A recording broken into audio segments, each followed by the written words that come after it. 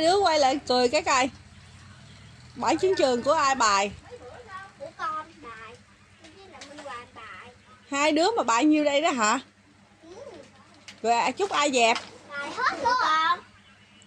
Chơi thì phải nhớ nghe, nhớ dẹp nha. Về kêu cậu dưới dẹp cùng. Thấy quá quải rồi đó nghe.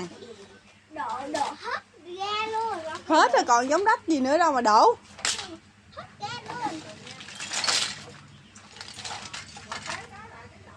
Rồi để cái gỗ.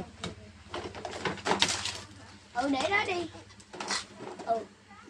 Không để đây nè. Nè, nhấn đồ chơi. Hút hết không. Ôi có cái gì luôn nè.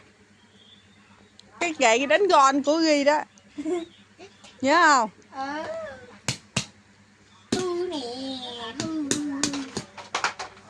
Cái này có thể dùng để chèo thuyền nè.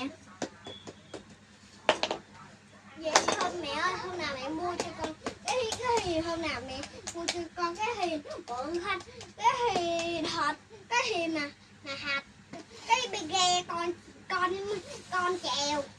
Rồi chèo.